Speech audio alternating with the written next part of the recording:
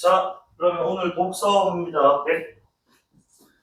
186페이지에 독서론 얘기 조금만 할 건데, 이번 독서론 사실은 여러분은 지문을 읽으면 좀 손해인 지문이었어. 왜 그러냐면, 뭐 독서론이라는 게 사실 독서의 뭐 방법이라든지, 그치? 뭐 독서를 어떻게 해서 어떤 또 같이 효용을 얻는가, 뭐 이런 얘기들, 되게 원론적인 내용들이 구성이 많이 되어 있단 말이야. 특히나 지금 우리가 지문을 딱 봤을 때, 자, 이 독서론 문제는 딱 정형화되어 있다고. 첫 번째 내용 확인하는 문제, 두 번째는 기호 문제, 세 번째는 적용 문제란 말입니다. 그럼 여기서 기호에 지금 이제 자 체크되어 있는 워딩들을 한번 보시면 뭐라 되어 있다고? 텍스트 중심 독서, 독자 중심 독서, 사회적 상호작용 중심 독서라고 좀 되게 원론적인 내용들이란 말이지. 그럼 이거는 우리가 충분히 상식선에서 독서를 지금 우리가 이 독서론 문제를 좀 많이 좀 풀어본 친구라면은 1번 문제 바로 넘어갔을 때 1번 5번 사진 봐봐. 텍스트의 내재한 의미를 발견하기 위해 독자가 고려하는 텍스트 관련 요소에서 필자 의도는 우리는 항상 독서를 우리가 항상 또 평가원집 같은 거 풀 때 뭐 한다고? 출제자의 의도를 파악하지 않아? 맞지? 평가원은 출제자가 곧 필자거든. 필자의 의도는 배제하면 됩니까? 안 됩니까? 안 돼요. 이거 원론적인 내용이라 너무. 그치? 그 다음 2번 문제 마찬가지야. 자, 기억부터 디귿. 지금 기억이 지금 텍스트 중심이니까 말 그대로 글 위주로 읽겠다는 거고, 니은은 독자 중심이니까 내가 어떻게 받아들이냐. 그 다음에 디귿은 상호작용이니까 누군가의 막 피드백이라든지 그치? 주고받은 소통. 요런 맥락이라고. 그런데 자, 1번에 봐봐.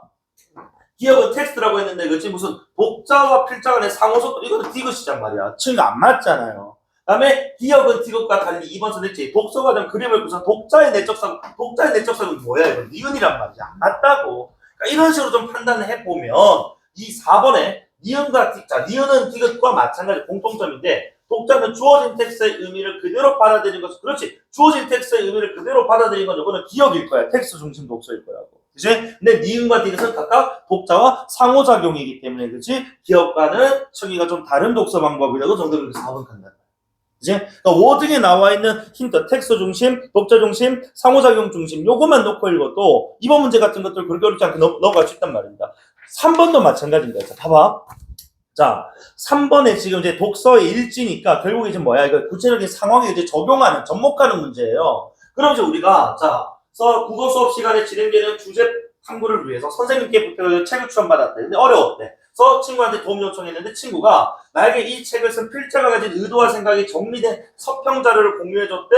그랬더니 그 내용을 다시 이해할 수가 있었다라고 되어 있으니까 1번 선택지에 필자가 의도한 텍스트의 의미를 찾는 데 도움이 되는 정보. 뭐야? 그래. 필자가 그치? 이 자신의 어떤 생각을 정리한 서평 자료를 통해서 텍스트에 담긴 의미를 이해를 했다. 1번 선택지 맞단 말이에요. 그리고 2번 B 봐봐. 특히 필자가 저출생 문제를 사회경제 문화적 측면에서 서술하고 있는 의도를 분명하게 알 수 있었다니까 2번 선이 좀 넘어왔을 때 B는 텍스트가 담고 있는 객관적 의미를 파악하기 위해 이어질 내용이야 이게? 아니잖아. A와 마찬가지로 어쨌든 서평 자료를 활용해서 필자의 의도를 제대로 정확하게 파악할 수 있었기 때문에 이거는 이어질 내용 예측이 아니라는 거죠. 담겨진 의미를 정확하게 파악했다. 이런 맥락으로 가야 되잖아. 그 지문 하나 없이도 문제가 다 풀리는 경우도 있단 말입니다. 물론 모든 문제가 다 풀리진 않을 수도 있겠지만 이렇게 지금 이제 지문 안에 지금 나와 있는 워딩 봤을 때 텍스트 중심이다, 독자 중심이다, 그다음에 어딨노? 상호작용 중심이다. 나오자마자 이거는 원론적인 내용으로 판단 가능하겠다라고 딱 읽어버리면은 이건 1분 3초 내에 세 문제 다 풀립니다. 그치? 그러니까 독서론에서는 가급적이면 빨리빨리 문제 좀 푸는 것이 그치? 좀 좋다. 오케이? 자, 그리고 오늘 사실 쌤이 지금 앞에 11시 수업에서 수업을 하기로는 주통 지문이 꽤 오래 걸렸어요. 주제통합 지문이. 꽤나 좀 난이도가 좀, 요거 지문 하나만큼 좀 난이도가 있어가지고, 요거는 내가 잠깐만 뒤에 좀 읽고, 워밍업 차원에서, 회계 지문부터 먼저 읽고, 머리 좀 틔운 다음에, 그 다음에 주통으로 좀 옵시다. 알겠지? 자, 그래서, 우리 190페이지에, 1문단 회계부터 한번 읽어볼 건데 어쨌든 이렇게 우리가 사회 안에서도 이렇게 경제학적 관점에서 그치? 이 나오는 지문들이 나올 가능성이 좀 높다고 봐요. 구모든 수능이든. 자, 어쨌든 그럼 1문단 한번 보자. 회계란 회계 정보 이용자들이 합리적 의사결정을 할 수 있도록 목적, 그들에게 경제적 실체와 관련된 재무적 정보를 제공하는 것을 말한다라고 해서. 회계란 무엇이다 하고 그치 개념 정의를 해줬다고 합리적 의사결정을 위해서 그치 재무적 정보를 제공하는 것이다. 자, 그래서 예산이 화폐 단위로 표시되는 일정한 화폐 연도에 세입과 세출에 대한 내용으로 다양한 기능을 수행하며 미래에 대한 계획을 세우는 것인데 반해. 그래서 우리가 예산이라는 개념도 지금 나왔는데 그 예산은 우리가 지금 말 그대로 돈을 이렇게 뭐야? 자, 이 어떻게 지금 쓸 것이고 그렇지? 자, 할 것인지에 대해서 미래에 대한 어떤 계획이라면은 회계는 예산 반해로 좀 묶였으니까 회계는 예산의 집행인 경제적 활동을 측정하고 전달하는 과정으로 과거에 대한 기록이다라는 성격을 지닌다고. 어쨌든 지금 우리가 예산을 세워. 예산을 이제 우리가 자 이렇게 세우는 과정을 집행을 합니다. 그리고 집행하고 나서 이제 쓴 것들을 정리하는 걸 우리 뭐라 부르겠다고? 회계라고 부르겠다는 것에서 예산과 회계의 관계를 이렇게 설명하고 있는 건 아니에요. 자, 어쨌든 그래서 따라서 회계와 예산 여러 것들 사실 평가원점이 안 줍니다. 되게 비유적 편이잖아요, 그렇지? 동전의 양면과 같다가 미래와 과거니까, 그렇지? 자, 쓸 계획 세우고 실제로 어떻게 썼는지에 대해서 그렇지? 분석하는 거니까 뭐야? 앞뒷면에 그렇지? 관계다 표현하는 것 같은데 여기까지 문장은 안 나와도 돼. 자, 어쨌든간에 회계와 예산에 대한 얘기를 했으니까 어쨌든 자 예산이라 우리가 사람들마다 다르겠지만 회계는 이제 쓴 돈을 이제 뭐야? 장부에 적는 것이기 때문에 적는 방법이 있을 거란 말이에요. 그래서 이 문장 첫머리 보니까 회계는요. 기장 방식, 기장이 좀 어휘풀이 되어 있겠지만 장부에 기록하는 이런 뜻이야, 알겠지? 그래서 장부에 기록하는 방식에 따라 여기 변수가 되겠지, 그지? 자, 그래서 단식과 복식이니까 단식, 복식 나오자마자 이거는 이항대립적 요소다, 층이 다르게 딱딱딱 구분해서 이거 볼 필요가 있다는 겁니다. 어서 오세요. 자, 그래서 단식 부기는 현금의 수입 및 지출과 같이 단일 항목의 증감, 그러니까 현금과 같은 거지 항목의 플러스 마이너스 같은 것들을 그치 자 수입과 지출로만 파악하는 거지. 그래서 거래 역량을 한 가지 측면, 단일 항목 측면에서 수입 지출로만 파악해 기록하기 때문에 단식이니까 단순한 방식이다. 이런 줄임말이구나라고 판단할 수가 있겠네. 자, 어쨌든 통제 용이하다. 그리고 복식에 대한 얘기를 해요. 자, 복식은요 하나의 거래를 대차평균의 원리란 말 뭔지 모르겠어. 하지만 우리가 경제학이나 사회학적 이제 관점에서 봤을 때 이런 지금 이제 전문 용어들이 나오면 이런 것들에 대해서 설명을 해줘 안 해줘? 무조건 해줍니다. 알겠지? 그러니까 후술되는 내용의 대차평균의 원리라는 거 설명해 줄 거니까 여기서 모른다고 막히지 말고 쭉 읽어 내려가세요.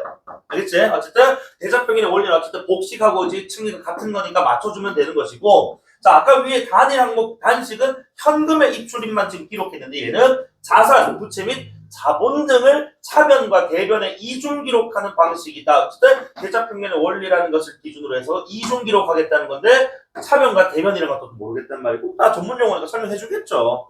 자, 그래서 자산이나 일단 기본적으로 부채는 빚입니다. 그 다음에 자본, 내가 가지고 있는 거지 자금을 얘기하는 거지. 합으로 구성이 되고 부채는 개인 혹은 기업이 외부로부터 조달한 자금으로 자 결국 이제 기업이 외부로부터 조달한 자금이기 때문에 빌려온 거죠, 그렇지? 빚인 거야. 자, 어쨌든 미래의 상환 무슨 뜻입니까? 갚다라는 뜻이에요, 그렇지? 그래서 미래 갚아야 할 채무, 빚을 얘기한다고. 그리고 자본은 자산에서 부채를 아까 자산 이꼴 부채와 자본의 합이니까 만약에 자본을 남기고 부채를 왼쪽 항으로 넘기면 자산 마이너스 부채가 자본이 되는 거지 이건 의미가 없는 것 같고 어쨌든 간에 그래서 개인이나 기업이 보유한 순 자산이다. 어쨌든 부채는 채무. 그다음에 자산은 미안하다. 자본은 자산, 순자산. 빚이 없는 순자산. 내가 진짜 순수하게 가지고 있는 자산을 얘기한다.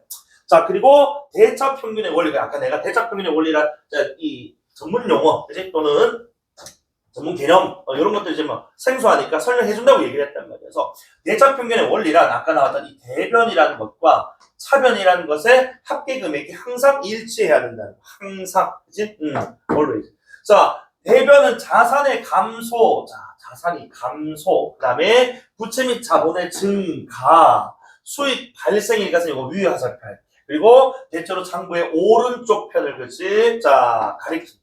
그럼 당연히 차변을 안 읽어도 너희들 머릿속에 장부의 왼쪽에 기지가 될 것이고 자산의 지금 증가. 부채 및 자본의 감소, 수익이 지금 발생하는 게 아니고 손해, 비용 발생 이런 식의 어떤 이 상대적 관점에서 접근이 해야 된다는 거예요. 다음 문장들도, 그렇지? 그러니까 이런 것들은 항상 너희가 딱 보죠. 대변, 차변이라고 이항대립적 요소를 좀 찢어내니까, 그렇지? 공통분부 서술에서 여기 지금 이제 어디 대차평균의 원리에서 그렇지? 순서가 좀 오른쪽 왼쪽 애매하긴 한데 어쨌든 오른쪽에 적히는 게 얘네들이니까 왼쪽 적히는 친구들은 이런 관계로 좀 묶여있겠구나라는 생각을 해야 돼요. 아니라 다를까 차변은 자산의 증가, 부채 및 자본의 감소, 그 다음에 비용 발생과 같은 장부의 왼쪽에 기록하는 것이다라고 좀 되어 있단 말이죠. 이런 것들은 딱딱딱 바로 나와줘요. 그래서 어쨌든 거래 행위는요, 일반적으로 이중성을 띠는데, 가령 어떤 기업이 은행에서 대출한 돈 가운데 1억 원을 갚을 경우에, 자, 이중성이란 말 잠깐만. 자, 그래서 예를 들어가지고, 자, 준서야, 이중성 딱, 가령 읽기 전에 이중성 딱 보면은 이게 무슨 의미인지 구체적으로 머릿속에 떠올라, 안 떠올라? 안 떠오르지? 추상적이라고. 그 뒤에 가령 나오는 순간 요거는 뭐라고? 승리가 똑같다고. 이제 봐라. 그래서 기업에서 대출한 돈 가운데 1억을 갚을 때 상환을 했어. 그러면은 자산의 감소. 왜 내가 지금 은행에다가 내 지갑에 있는 1억을 꺼내서 지금 줘버렸기 때문에 내 지갑에 들어가 있는 돈은 줄어든다고. 그치? 하지만 내가 지금 가지고 있는 빚은 뭐 된 거야? 갚았기 때문에 줄어든다 이겁니다. 그러니까 이것이 지금 봐봐. 아까 자산의 감소는 어디에 적혔던 거야? 대변에 적혔던 거고. 그치? 부채의 감소 어디 적혔던 거니? 차변에 적혔던 거란 말이야. 맞아. 결국 이게 지금 뭔 거라고? 좌변, 우리가 다시, 오른쪽 대변과 왼쪽 차변의 그 합의 총액이 항상 같다라는 거. 결국에 이중성이라고 한다면 이중성 같은 말을 위해 다시 뭐라고 봐야 되는 거야? 대자평균의 원리랑 같은 말이야. 이렇게 가야 돼. 안 그래? 그러니까 요런 사고가 좀 돼야 된다는 거죠. 그치? 그렇기 때문에 이런 대자평균의 원리랑 이러한 이중성을 뭐하기 위함이나 다 표기하고, 그치? 기록해서 돈이 어떻게 나가고 들어오고를 정확하게 세밀하게 기록하는, 정리하는 어떤 이제 방식이다. 이렇게 봐야 된다는 겁니다.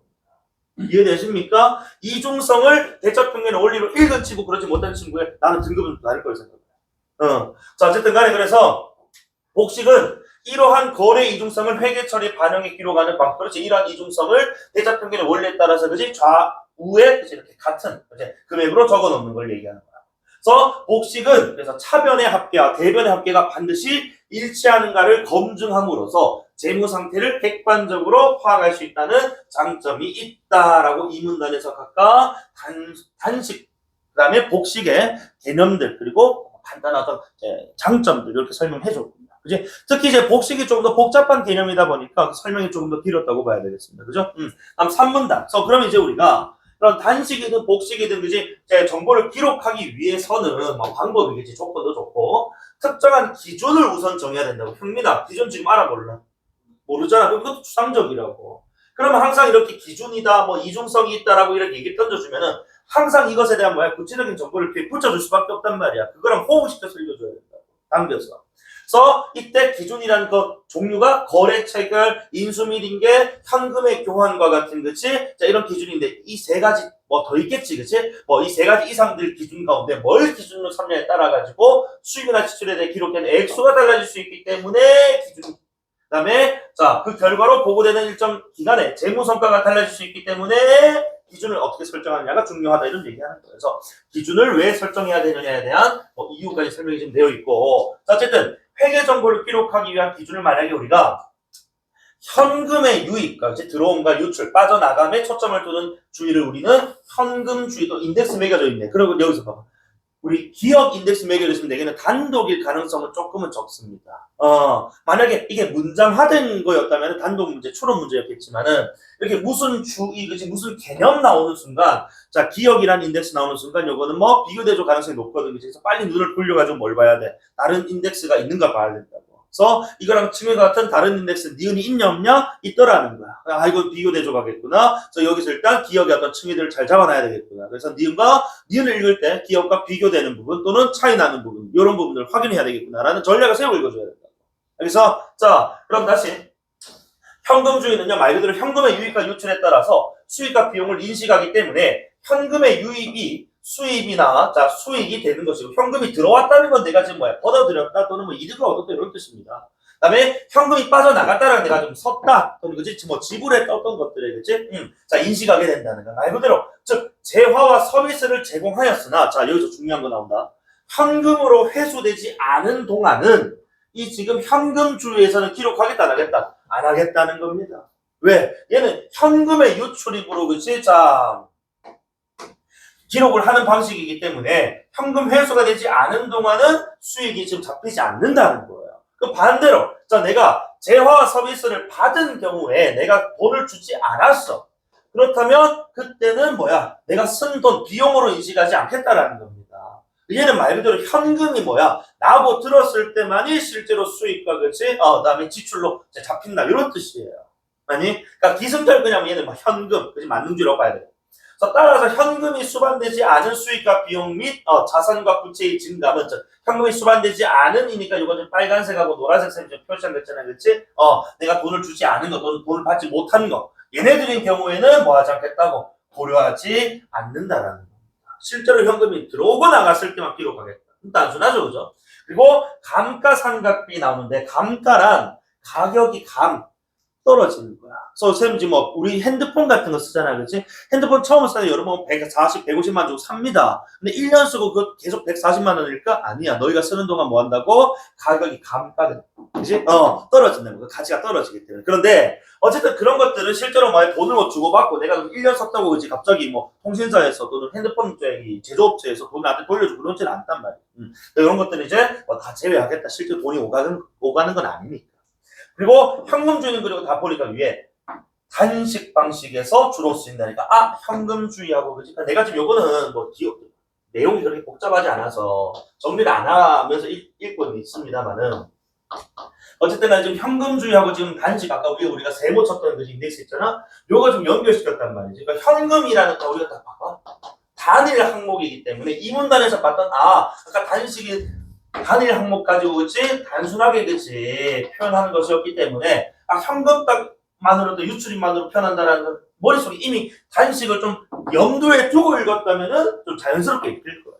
그치? 그러니까 이런 것들은 이 지문들이 탁탁탁 방금 뭐 끊기는 게 아니고 다음 내용들로 이어지면서 뭐 2문단 1문에서 언급했던 내용들이 다시 나오고 이런 경우들이 좀 이제 많기 때문에 어쨌든 현금 단순한데 단일 항목만으로 얘기를 하니까 단순하고 연결된 가능성이 없지 않을까? 단식 나왔고 그 다음에 단식 보기 방식에서 주로 쓰인다라고 지금 되어 있고 다음 이 기준에 따라 장부를 기록하면 자 현금의 유입과 지출에 대한 시점과 금액을 명확하게 알 수 있다는 장점이 있다. 하지만 장점 다음 하지만 단점 나오겠지?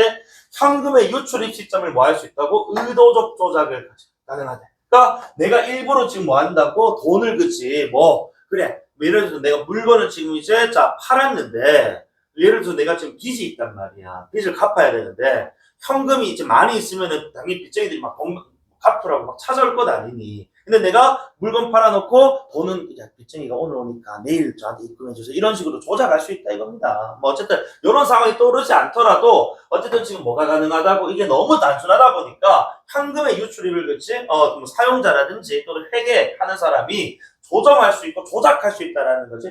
좀 위험성이 존재한다라는 점에서 좀 얘기하고 있다. 즉 현금의 입출 시기를 조작함으로써 재정 상태를 기업에 유리하게 나타낼 여지가 존재한다라는 겁니다. 자, 다음 또 한이니까 P2. 미래의 현금 흐름은 잠재력이 있는 미회수 채권이나 미지급 채무 등의 자산 부채와 같이 다시 현금의 흐름을 수반하지 않는 손익에 관한 정보는 제공이 되지 않는다라는 거죠. 왜? 얘는 현금 만능주의잖아요. 그렇지? 현금의 입출입만 기록한단 말이에요. 그러니까 현금이 아닌 것들에 대한 기록은 남지 않기 때문에 이 회사가 사실 현금은 많이 없습니다만은 예를 들어서 뭐 주식에 많이 투자를 했다 이거야. 그래서 주식 자본은 많은데 그렇지? 현금이 없어가지고 뭐 이 회사가 지금 어떤 회사인지 몰라 투자를 내가 못 투자 시기를 놓칠 수도 있는 거예요. 어떤 사람들이 입장에서. 투자 주식 얘가 갑자기 요즘 기분이 좋아. 우리 삼성전자가 7만을 뚫었네. 내가 8.5층에 들어갔단 말이지. 이제 머지않았어요. 이제 딱 10만 찍는 순간 이제 배랑 너희들 수능 치기 전까지 10만 찍을까? 수능 치기 전까지 이제 10만 찍으면 내가 뭐 베라가 뭐고 씨발 이거 라라코스터 가는 거야. 10만 갈까? 모르겠어. 일단은 지금 7만 초반입니다. 좋아요 지금 추세가. 그지? 어쨌든 간에 갑시다. 그래서 현금만 기록하니까 현금이 아닌 것은 그지 기록하지 못해서 이런 것들이 이제 우리 사실 이제 이거는 뭐 기업이 아니고 그런 기업에 투자할 만한 그지 일반인들에게 정보가 제공되지 않는다는 뭐 단점이 좀 있다라고 지금 이제 서술하고 있고요. 그럼 이제 다음 문단의 첫머리 발생주의라고 나온다. 그럼 너희들 머릿속에 발생주의는 결국 뭐 발생주의는 안 읽어도 복식하고 연결돼야 되지 않겠어? 그지? 그래서 이제 발생주의니까 뭐가 발생했는지 요 좀 기준이 좀 더 중요한 것 같은데 어쨌든 요거는 아마도 복식하고 그치? 단식이라고 하잖아. 자, 그거 좀 연결될 거라는, 요 정도는 우리가 머릿속에 떠올릴 수 있단 말이야. 자, 발생주의는요, 재무 상태를 변동시킨 거래나 경제적 사건이 발생한 시점, 말 그대로지. 자, 거래나 경제적 사건이 발생할 시점을 기준으로 재정 정보를 인식하는 방식이다라고 되어 있어. 그래서 여기서 발생의 대상이란 거래라든지, 그치? 경제적인 뭐 사건 이런 것들 얘기한다네. 그래서 발생주의는 통상 일반적으로 복식, 그렇지. 발생주의 복식하고 연결된단 말이야. 아까 현금주의하고 단식을 호응시켰기 때문에, 그치? 자, 그래서 발생주의 방식을 회계 처리에 적용을 하게 되면 현금 말고도 뭐까지 가능하다고? 비현금 거래. 이런 것도 이제 뭐가 되는 거야? 기업과의 차이점이 되는 거죠. 아까 우리 기업 현금 거래, 이제 현금주의에서는 비현금, 아까 채권이라든지 채무 같은 것들은 기록이 안 됐단 말입니다. 그래서 정보량이 좀 부족했었는데 얘는 지금 뭐까지? 비현금까지, 그치? 자, 거래로 인식을 해서 회계 처리가 되기 때문에 기록이 된다 이거거든요. 맞지? 그래서 수익은 자, 이 수익이 창출되는 거래가 발생한 시점에서 회계상 수익으로 인식돼. 수익은 어쨌든 거래 발생 시점이고, 그지? 수익이 창출되는. 또 당연히 비용은 비용 유발되는 거래가 발생 시점에서 회계상 비용으로 처리가 된다. 이건 뭐지? 발생주의 어떤 개념 정도로 보시면 되겠고. 자, 그래서 이에 따라 거래는 발생했지만 현금의 유출입이 발생하지 않은 회계 사건에 대해서는 미수 수익, 미지급 비용, 선급 비용, 선수 수익 등의 거래 항목을 사용한다. 그럼 다시 이것도 좀 차이점입니다. 자, 거래 발생을 했는데 현금의 유출입이 지금 발생하지 않았단 말이야. 아까 현금주의에서는 현금 유출입이 없으면 기록을 안 했다 이겁니다. 그러니까 이런 것들 이제 내가 아까도 얘기했죠. 기억, 니은, 인데스 나오는 순간 차이점, 공차 무조건 알 거란 말이에요. 문제상. 그렇기 때문에 거래는 발생했지만 현금이 유출입이 없더라도 어쨌든 거래 발생 시점을 물어보기 때문에 기준으로 잡기 때문에 얘는 뭐 하겠다고? 어쨌든 요런 지금 이제 항목들로 그지 뭐 하겠다고? 회계 처리를 하겠다라는 겁니다. 그러니까 요 개념들 이제 또 하위 개념들이 또 필요한 개념이라고 설명해 주겠지만 후술되는 내용에 따르면 얘네들에 대한 개념적인 따로 나오지 않거든요. 어쨌든 얘네들이 그치 거래 발생했지만 현금 유출입이 없었을 때 이 복식장부에서 그치 사용하는 뭐 개념어구나 이 정도로 넘어갈 필요가 있다는 거야. 알겠지? 자, 다음 그래서 현금의 유입 또는 유출이 없는 회계 사건으로는 자, 얘는 자, 아까 위랑 뭐가 다르냐면 아까 거래 발생했고 현금의 유출입이 있어야 돼. 있어야 되는데 안 된 거는 이렇게 지금 사용하는데 이번에는 자 아예 현금의 유출입이 없는 사건이야. 그지?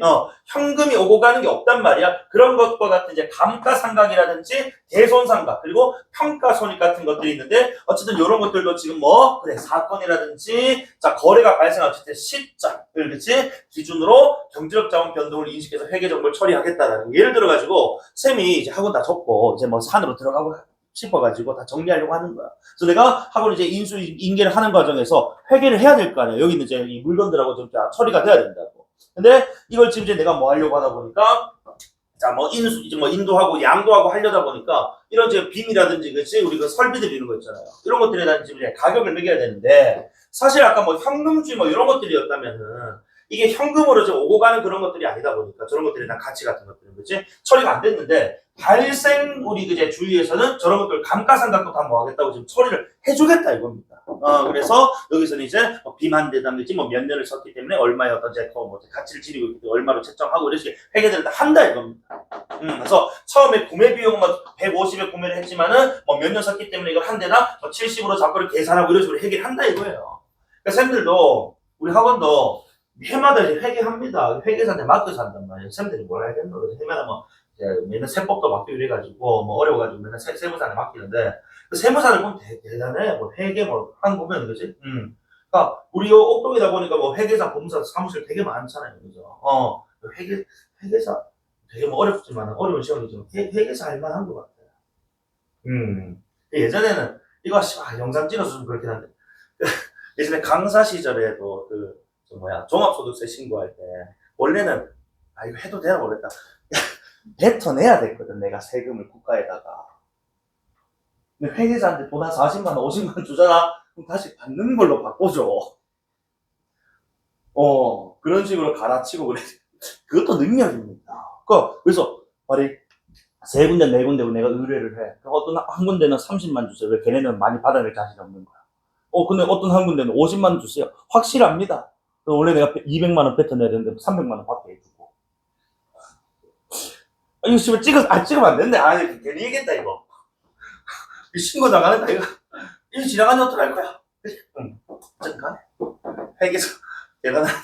어쨌든 간에, 이런 식으로, 그치? 자, 우리 뭐라고? 발생 지금 주의는 거래나 사건이 일어난 시점, 이제 요것을 기준으로 해가지고, 그게 현금이든, 현금이 지급이 안 됐든, 그치? 또는 현금 지급할 필요가 없든, 다 기록하겠다, 이겁니다. 되게 좀 딥하지. 그러다 보니까 단식이 아닌 뭐가, 복식이 쓰이는 거구나, 라고 판단하면은 좀 수월하게 가는 거지. 자, 어쨌든, 발생주의는 이처럼, 수익과 비용을 포괄적으로 측정을 해서, 성과에 관한 정보를 상세하게 제공할 수 있다는 점에 상세한 제공, 그치? 자, 아까 위에 나왔던 누구? 현금주의 또는, 단식의, 그치? 방식에서 나타날 수 있는 위험성을 좀 줄일 수 있다. 자, 하지만 얘도 뭐가 있어? 문제가 좀 있다. 자, 그래서 발생 사실을 측정하는 과정에서 예측 또는 추정과 같은 불확실성을 내포해서 회계 정보의 객관성이 결여된다는. 그러니까 여기서 나는 조금 이 지문이 좀 애매했던 게 아까 복식 우리 그 방식의 장점이 객관성이었거든.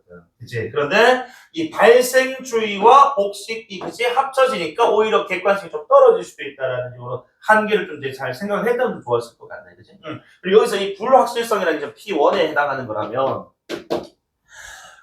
자, 여기서 내가 좀 얘기를 좀 해주고 싶어요. 우리가 기업을 이제 운영하는 데 있어서 우리가 기업이 사고 팔고 또는 이제 물건 판매에서만 이렇게 수익을 얻는 게 아니고 기업이 그지 어떤 이제 판매 대금을 통해서 투자를 해서 그것을 불릴 수도 있단 말이야. 기업 입장에서. 예를 들어가지고 A라는 기업이 있고 A 기업이 정말 문구사인데 뭐 애들 뭐 장난감 라고브 같은 거 파는데 그 팔아가지고 막 1억을 벌었단 말이야. 그 1억을 가지고 계속 있는 게 아니고 또 1억을 또 다른 데다 투자를 하고 그것이 뭐 할 수 있다는 겁니다. 그래서 예를 들어가지고 3전에 투자를 했다 이거야.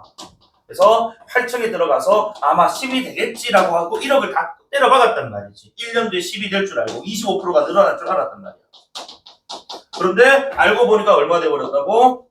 이래버리고 4가 됐다. 50% 떡락해버렸다는 겁니다. 그지? 그렇게 돼버리면 어쨌든 또 회계할 때 내가 8이라는 그지 투자금 이라고 적혀 있을 거야. 그지? 자본투자 뭐 적어놓고는 원래는 1년 뒤에 요게 지금 이제 10이 돼야 되지 4로 지금 가버리기 때문에 이게 지금 투자는 해놓고는 그치? 뒤에 나올 어떤 이제 이 수익에 대해서는 이게 불확실하다 이겁니다. 주식 투자라든지 이런 것들이. 그러니까 무조건 확실한 투자는 아니란 말이지. 나도 확실했다면 안 넣었겠지. 안 그래? 나도 확실했다면 안 넣었다고.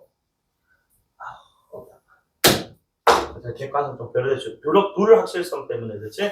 회계 정보 객관성 좀 변화될 수도 있고, 그리고 워낙 많은 정보들을 기재하다 보니까 정보 생산에 큰 비용이 들 수도 있다. 그러니까 정보 생산에 큰 비용이라는 것은 뭐야? 이제 이 기재하고 파악하고 하는 데 드는 일체 비용들이 좀 많이 든다. 이런 뜻으로 보시면 되겠네요. 어쨌든, 이렇게 쌤이 지금 이제 간단하게 좀 정리를 했는데, 이런 뭐 사회지문일수록 이제 전문적인 용어 좀 많이 나오기 때문에 좀 낯설어 하고 이런 거는 뭐 인정합니다만 어쨌든 지문에서 필요한 정보들은 다 서술을 다 설명을 해줍니다. 개념 정의 같은 것들을 통해서 또는 구체적인 사례를 통해서 설명해 준단 말입니다. 그냥 그런 거랑 이제 호응해서 붙여가지고 이해를 해 나가는 방식으로 접근해 줬으면 좋겠어. 자, 그래서 어쨌든 가볍게 한번 첫 번째 지문 읽어봤고 문장 풀어볼게요. 10번 문제입니다. 자, 그래서 1번 선택지, 10번에 1번 선택지, 일정 기간 동안 기록되는 수입이나 지출에 대한 액수를 바탕으로 재무 성과가 작성이 된다. 그게 바로 이제 회계 기능이겠지. 이제 다음 2번에, 거래의 영향을 한 가지 측면이니까 뭐 나와야 돼? 단식. 이제 기록이니까. 재무 상태를 객관적으로 검증하는 거야. 객관적 검증은 누구 거야? 복식이었다. 그래서, 여러분은 승희가 안 맞다. 그게 정답은 2번이다. 단순한 문제였고요. 3번의 대차평균 원리 밑줄. 그리고 아까 내가 읽었을 때 이 대차평균 원리랑 같은 말 세 글자를 하고 이중사. 그치? 호응을 시켰다면 이거 문제 안 되는 문제라고. 그치? 4번에 감가상각이나 평가손익 등은 현금의 유입과 유출의 시점으로 경제력 자원의 변동을 인식할 수가 없다. 얘는 현금이 아니고 지금 얘는 뭔데? 얘네는 사건 발생 시점으로 보는 거지. 발생주의적 관점에서 나타나는 것이거든요. 그치? 현금의 유출입은 현금주의이기 때문에 층위가 그죠? 안 맞다라는 진술은 적절합니다. 5번 선택지. 회계에서 예산의 집행된 결과를 수정하는 이유는 아까 경제적 의사결정에 필요한 재무적 정보 제공을 위함이라고 1문단 1000문장의 목적을 설명을 해줬어요. 알겠지? 자, 그 다음에 11번 문제 기억, 니은 역시 자 비교대조 문제죠. 1번 선택지. 기억은 현금 지급하지 않은 제휴 및 서비스 이용 비용을 계산하지 않습니다. 현금주인데 어떻게 현금 지급하지 않은 걸 계산을 해, 그치? 응. 자, 다음에 2번에 기업보다 니은이 회계정보 생산하는 비용이 더 많을 겁니다. 발생주의니까, 그치? 좀 더 복잡하고 많은 정보량이 필요했단 말이야. 그 다음에 3번에 기업과 달리 니은에서는 현금의 유출입으로 인해 발생하는 재무 상태의 변화만 아니지. 니은에서는 현금만이 아니고 현금 플러스 비현금 거래도 그렇죠. 이렇게 다 기록하기로 했기 때문에 만이라는 워딩이 부족해. 또는 기억 니은의 순서를 지금 뭐 해야 된다? 바꿔야 되겠죠. 그죠? 다음에 4번. 자, 니은은 기억이 작성한 이 회계 정보를 바탕으로 미래, 봐봐. 너희들 이게 지금 말해. 항상 이제 우리가 이런 문제를 풀 때 우리 기억이든 니은이든 어쨌든 현금주의든 발생주의든 이런 단식이나 복식 지금 회계상에 쓰인 어떤 하나의 어떤 이 관점인 거야. 맞아? 그러니까 기본적으로 상위 서술 범주가 뭐였다고? 회계라고, 회계. 회계라는 건 기본적으로 미래에 쓴 돈, 이건 아까 우리가 그 저기 예산이었고, 회계는 기본적으로 우리가 쓴 돈들을, 그지? 과거에 쓴 돈들을 지금 이제 정리해서 기록해 놓는 것이기 때문에, 공통 상위, 이제 상위 범주로 보면은 이거는 기본적으로 전부 다 뭐야? 과거 내역을 정리한 건데, 어떻게 미래야? 그치? 4번을 찍었다면 곤란한 겁니다. 미래의 재무 상태를 예측하기 위한 방식이 아니 이미 쓴 거를 정리하는. 알겠니? 그래서 4번 찍으면 안 돼요. 자, 정답은 5번이에요. 자, 그래서 니은은 기업보다 다양한 거래 항목을 활용. 그래서 아까 상세한 설명 가능하다고 했어요. 그렇지? 그래서 회계장부의 조작을 예방할 수 있다는 거지. 아까 우리 기업의 한계를 니은이 이제 예방할 수 있는. 니은도 근데 다시 단점이 좀 있었다. 그치? 불확실성이라든지 뭐 거래 비용자가 거래 비용이란다. 그죠? 뭐야? 제작 비용이라든지 조사 비용으로 좀 들 수 있다는 점에서 그죠? 정보 생산. 자, 정답 5번이었고 12번인데 준서야, 딱 이거 보자마자 우리 라지 A 사원의 회계장부는 우리 지금 회계장부 봤으니까 이거 회계 방식이 지금 여기서 드러난다고 봐야 되지 않겠어? 단식이야, 복식이야?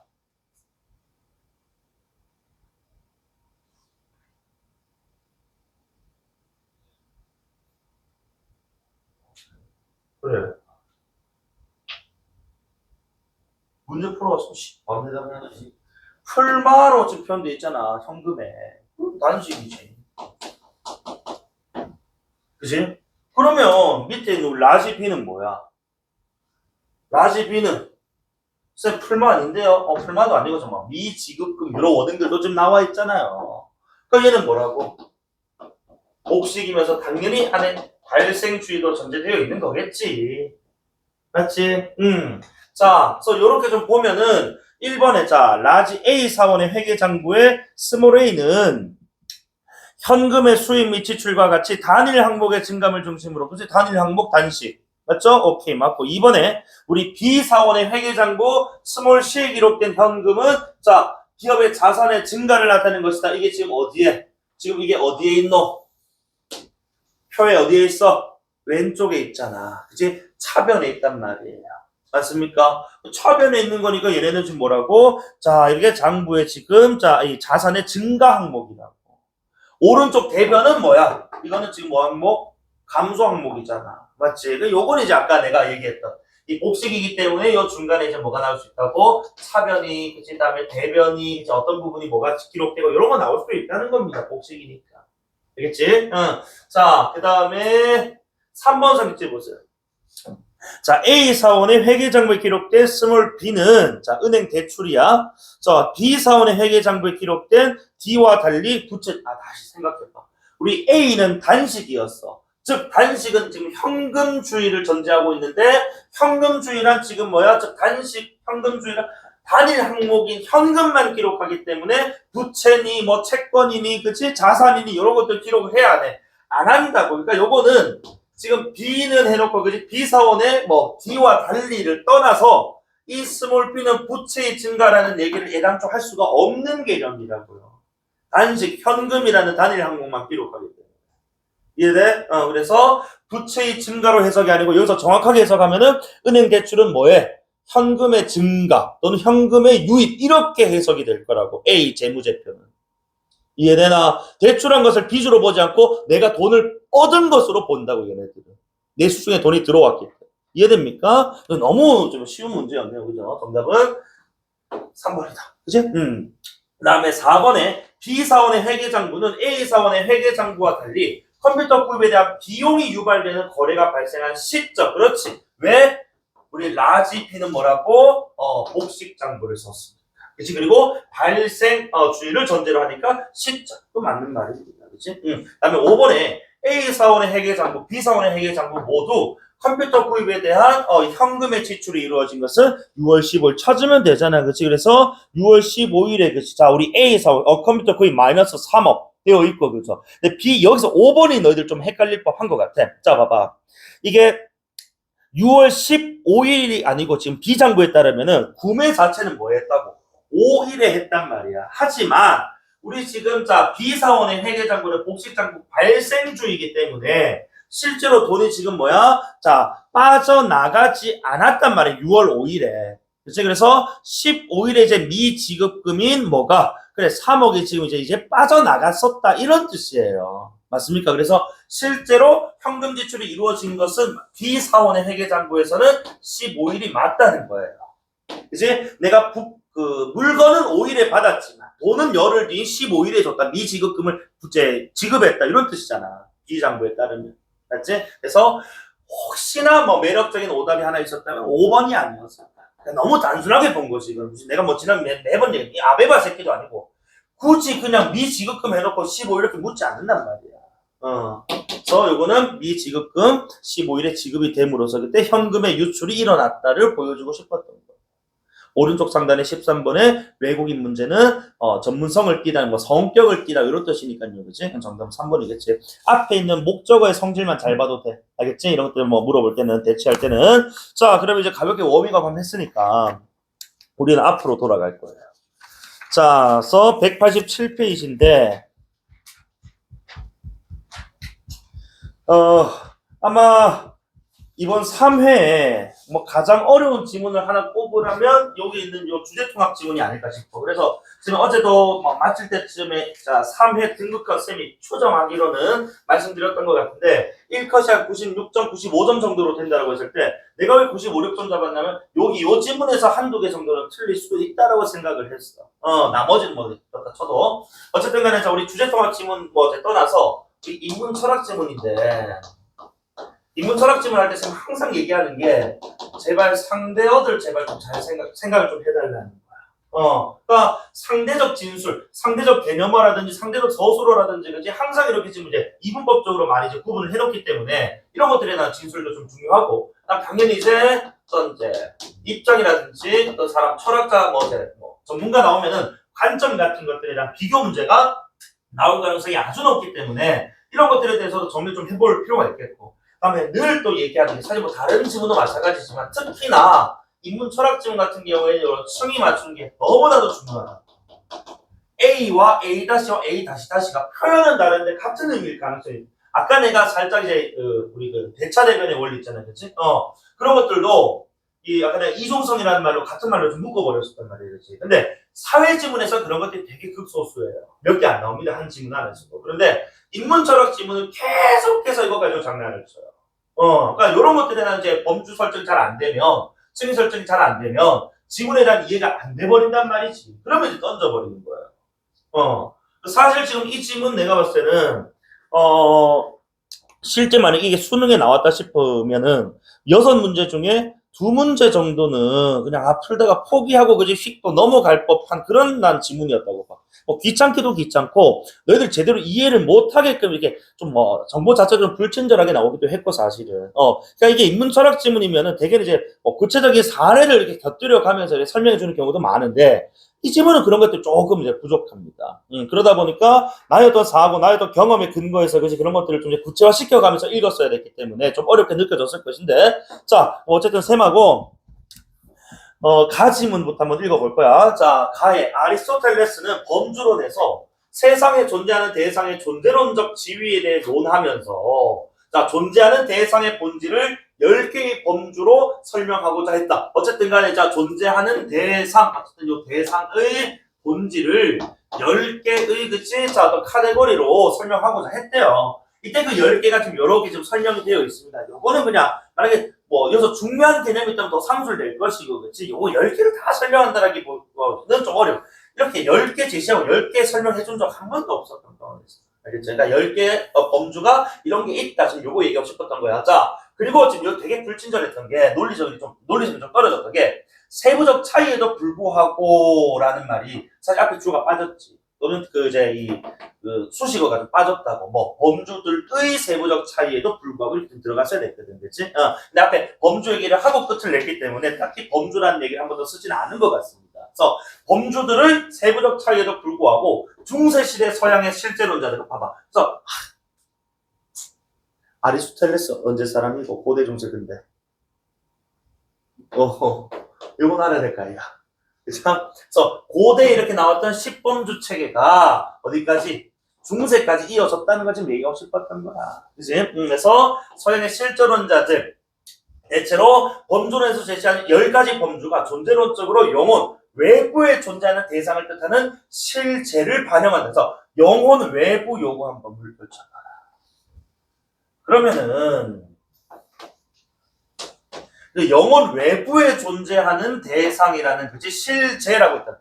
그럼 실제라는 말은 기본적으로 영혼 내부, 즉 영혼을 인정하는 거야 안 하는 거야? 안 한다라는 뜻입니다. 이제 그러니까 영혼이라는 거 우리가 지금 뭐야? 자, 말 그대로 세상에 존재한다고 보기 좀 어렵지 않습니까? 그래서 그건 제외하고 영혼 외부에 있는 밖에 있는 것이 실제 현실 세계에 존재하는 대상을 뜻하는 이 실제를 10가지 범주로 설명이 가능하다라고 봤으니까 아리스토텔레스의 견해를 뭐 했다고?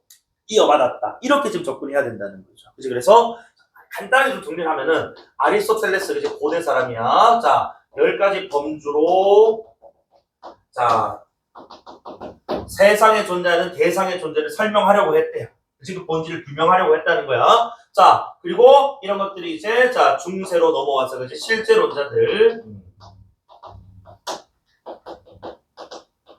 또 이어졌고 이 사람들도 자 이 대상을 좀 다른 말로 이제 바꾸긴 했는데 어쨌든 그것을 실제라고 했고, 그치? 그 실제를 역시 아리스토텔레스와 같이 10가지 범주에 의해서 설명 가능한 것이다. 라고 지금 받아들였다는 거예요. 자, 그러면 여기서 이때 이제 실제라는 것은 언어에 의해 반영이 되는 것이다. 그럼 다시 실제는 10범주에 의해서 반영된다 했는데 다시 언어에 의해 반영된다라고 해서 범주라는 것을 또 같은 말로 표현하면 뭐라는 거야? 언어라는 말이지 결국에. 맞지? 그러니까 범주 이퀄 그다음에 실제는 다시 언어에 의해 반영되는 거니까 언어. 같은 말이란 말이야. 그치? 응. 그리고 10가지 범주는 다시 언어의 구분임과 동시에 실제의 구분이다. 그러니까 언어 이퀄 범주기 때문에 범주가 실제를 설명한다. 언어가 실제를 설명한다. 결국에는 범주랑 언어는 같은 것이고 실제를 설명하는 범주, 그치? 실제를 설명하는 언어. 결국 같은 말이 되거든. 말장난 치는 것도 아니고. 결국 그것도 같은 질문 못 가요. 그치? 응. 자, 어쨌든 범주, 이게 말이 좀 어렵게 나와 있지만 위에 지금 뭐라고 해놨어. 그래, 범주를 이제 실제 무엇이다, 어떤, 이게 바로 지금 뭐로 표현하는 거야? 이거 언어로 표현해 놓은 거잖아. 바로 지금. 맞아? 그래서 어쨌든, 범주는 언어로 표현되는 것이고, 그런 언어, 범주에서 설명되는 것, 또는 증명되는 것, 존재론적 지위가 부여되는 것, 실제라고 불렀대. 알겠지? 자, 그래서, 즉, 어쨌든, 자, 범주에 대한 고민은 곧 실제에 대한 고민이 되는 것이다 라고 지금 자 중세의 실제론자들은 생각을 했다는 거야. 자 그리고 이 문단 첫 문장을 딱 봤더니 중세 실제론자였던 자 버얼리라는 인물 등장을 했네요. 그래서 버얼리는 아리스토텔레스의 10가지 범주 중에서 실체 성질 양만을 절대적인 범주로 인정했다가 요즘 10범주 가운데 그치? 자 3개 그다음 나머지 7개 좀 나눴다는 거야. 그럼 너희들 머릿속에 자 3개만 절대적이면은 자 이거 아까 위에 내가 상대 동시 반대사고 돼야 된다고. 그럼 나머지 7개들은 잘 절대가 아니까 뭐라고 해야 되겠어? 절대적이지 않으면 상대적인 거죠. 그치? 자 그리고 다시 이 3개 범주만이 존재하는 대상에 의해 독자적 의미를 지닌다. 그럼 역시 다시 3개는 독자적이니까, 독립적이니까. 나머지 7개는 뭐겠어? 독자적인, 독립적인, 반대 상대어 뭐 있어?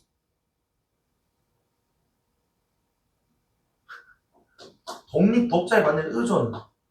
그죠? 또는 뭐 관련, 다른 거에 뭐 관련이 있다. 이렇게 봐야 되는 건 아니야. 그지? 이렇게 또 상대적인, 이게 돼야 된다고, 이게. 그지? 그러니까 이런 워딩들이 안 떠오르면요, 이게 실제로 지금 여기 수능 완성이기 때문에 여기까지 선택지에서 언급은 안 했습니다만, 이런 것들이 선택지에 나온다니까. 평가원 친구들 여러분 분석해 보시면. 그치? 그러니까 같은 층이 딱 나눴고, 그러니까 3개는 절대니까 7개는 상대라는 거지. 이 전제를 이미 지금 평가원 스타일이었던 이제 문제에서는 이미 이걸 너희가 판단하고 있다라고 가정하고 있다고. 그럼 내버립니다. 이런 범주가 측량화가 안 되면 어려워요. 어쨌든 봐. 그리고 다시 절대적 같은 말, 독자적 같은 말. 그래서 남은 7개는 이제 뭐가 되냐? 절대적 범주로 환원되는. 왜냐면 얘네는 뭐는 상대적인 것이고, 그렇지? 의존적이고 서로 관련 있는 것이기 때문에 좀 불안전하단 말입니다. 그래서 이 나머지 7개들은 결국 어쨌든 뭐로? 3개로, 그렇지? 환원된다는 말, 우리가 과학집에서 많이 보는 돌아가다 이런 뜻이에요. 이제 그래서 결국 3가지 저 절대적인 것으로, 그죠? 독자적인 것으로 환원 되돌아간다 라는 것으로, 그렇지? 설명하고 있는 거예요. 어쨌든 자 10범주 가운데 요 3가지 범주만이, 그치? 자, 그 실제를 분명하는 중요한 요소다 라고 판단했던 게 버얼리라는 거예요. 이해되나? 다음. 그리고 버얼리는요, 실제의 다의성, 실제가 우리 세상에 존재하는 대상이야. 근데 이 실제가 다의적이야. 자, 다의란 여러 뜻을 지니고 있단 말이죠. 실제로 그래서 스스로 존재하는 것. 그리고 자, 다른 것에 의해서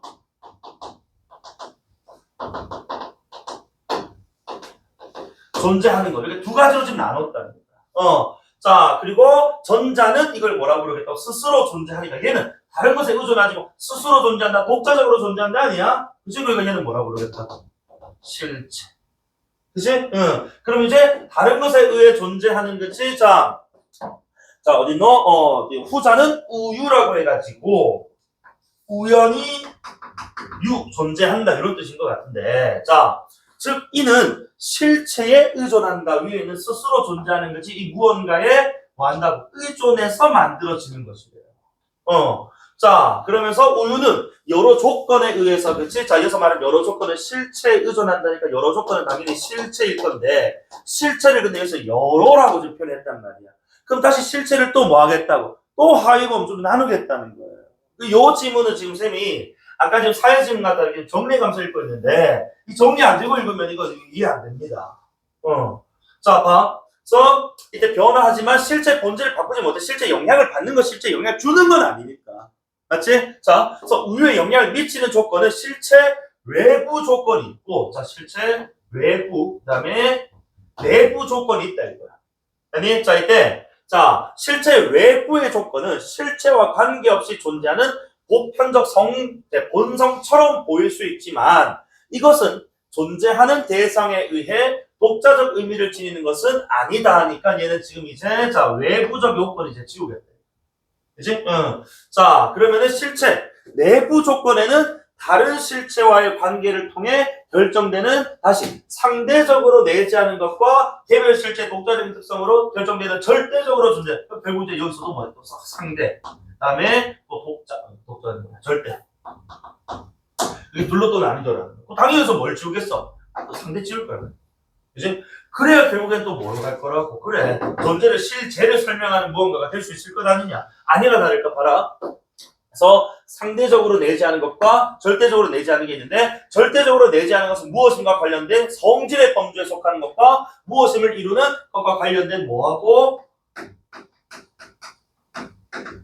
양하고 관련. 그럼 이제 여기서 너희들 머리 번쩍이 하는 게 실체, 성질, 양이 아까 볼리가 말했던 3개의 절대적인 범주라고. 그치? 이렇게 만들어진 거야. 이해되나? 그래서 실체가 있는데, 자, 실체는, 자, 스스로 존재하는, 자, 대상에는 내부적인 실체와 내부적 실체. 내부적 실체 그 안에 또 절대적인 것으로 성질과 양이라는 게 따로 있단 말이야. 당연히 뭐, 외부적인 것, 상대적인 것 해가지고 7개 있겠지. 이제 7개들은 지금 중요하지 않으니까 좀 따로 호소를 하지 않는 것 같아요. 어쨌든 여기서 3개가 좀 중요하니까. 실체, 성질, 양. 이것이 어떻게 도출되는지에 대해서 이제 설명을 하고 있다. 계속 찢어나가면서. 자, 그러면서 결국 존재하는 대상에 의해 독자적인 의미를 지니게 되고, 독자적으로 스스로 존재한 실체, 그치? 그리고 절대적으로 독자적으로 존재하는 거 성질 양. 그래서 합이 몇 개? 3개가. 아니, 요렇게 자 남는다라고 설명했다. 그래서 왜 3개만이 절대적이며 독자적이냐? 라고 그치? 설명하는 권리의 어떤 관점, 견해를 소개하는 문단이었군요. 이 문단이 조금 밀도가 높았어요. 정보량도 많아. 자, 3문단 보세요. 그래서 권리에 따르면 성질과 양의 결합으로 형성된 실체는 우유에 의한 순수한 집합체로. 자, 봐봐. 아까 우유는 실체에 의존한다 했는데 그 실체에 의존하는 것 중에서 절대적인 이 성질과 양에 의존하는 거란 말이야. 그러니까 성질과 양만 있으면 이건 단순하게 뭐일 뿐이야? 우유일 뿐이야. 우연한 존재일 뿐이다. 그래서 이것은 자, 우연한 존재 순수한 집합체로 아직은 단일성을 지닌 개별적 실체로 볼 수는 없다 이거야. 실체는 빠져 있으니까. 아니? 그래서 원리는 개별적 실체를 지탱하는 영혼 외부의 보편인 공통본성의 존재가 단일성을 형성하고 유지해준다고 보았다고. 결국 이 실체라는 것을 공통본성으로 보지 않았냐. 요게 전제 플러스 되어야 여기 우유에다가 성질 양에다가 공통본성 실체가 플러스 되어야 실체에 대한 설명이 가능해진다. 그래서 자, 이순신, 갑자기 이순신 갑자기 했으니까 뭡니까? 예시예요. 자, 이순신이라는 실체는 이 개별적 성질과 개별적 양의 합성이야. 즉, 뭐지? 순수한 집합체만. 그지? 하지만 실체적 공통 본성이 인간성에 의하여 이순신은 이제 인간으로서의 정체성과 개별적인 실체로서의 존재를 지탱해 간다. 그러니까 이 이순신이라는 예를 성질, 자, 뭐 어떠함이라고 되어 있잖아요. 일문단에 따르면은 뭐 예를 들어서 뭐 용맹하다, 용감하다라는 성질이 있다라고 하잖아. 그 다음에 자, 양, 이순신 키 뭐 170이고 뭐 몸무게 뭐 80kg라고 하자고. 그래서 이런 것들은 사실은 지금 뭐야? 객관적으로 그 사람이 지니고 있는 그러니까 개별적 성질과 양일 뿐이지 그 사람이 이 세계, 그지? 이 실제 세계에 존재한다라고 그지? 보장해 주는 것은 뭐라고? 공통 본성이 실체가 존재되어 있을 때 그게 가능하다라는 겁니다. 실체가 없는데 이순신이라는 사람이 이 세상에 없는데 용맹하다, 170에 80kg다. 이게 무슨 의미냐 이거. 이에 대해서 실체가 있어야 이런 것들도 의미가 생기는 것이고, 그렇지? 그런 것들에 대해서 실체에 대한 설명이 가능하다라고 본 것이죠. 그래서 다시 공통본성 인간성으로서 개별적인 실체로서의 존재를 지탱해 나간다. 즉 어떤 우유적 집합체를 즉 다시 성질과 양의 우유적 집합체, 순수한 집합체 같은 말이지, 그렇지? 다 같은 말이야. 자, 하나의 고유한 본질을 가진 개별적 실체로 지탱하게 하는 것은 결국 뭐다? 공통본성이 여기에 덧붙음으로써. 아니, 이순신이라는 그 존재가 뭐 용맹하고 170에 80kg라는 것이 물리적인 어떤 뭐 양을 가진 존재. 이런 식으로 이제 설명이 된다 이겁니다. 이 세상에 살아가는 존재로 인정이 된다. 존재론적 지위를 부여하겠다. 되나? 이순신이라는 개체 자체가 없으면 이게 의미가 없다고. 알겠어? 그래서 결국 이제 실체를 지탱하게 하는 것은 보편적인 실체 혹은 실체적 공통 본성. 그지? 요거. 그래서 지금 자, 쌤이 좀 원래 흐름이 조금 내가 40분, 45분씩 한 번씩 끊는데 워낙 질문이 좀 이제 좀 길고 복잡하다 보니까 내 호흡을 좀 가져가느라 길게 읽었는데 잠깐만 쉬었다가 나머지 이제 문제를 풀고 나중에 읽을 건데 혹시나 이 질문 지금 읽어도 이해가 잘 안 됐다 싶으면 쉬는 시간에 한 번만 더 읽어봐요. 왜냐면 뒤에 문제 풀 때 또 지금 내가 이 얘기를 반복할 거니까. 알겠지? 잠깐만 쉬었다가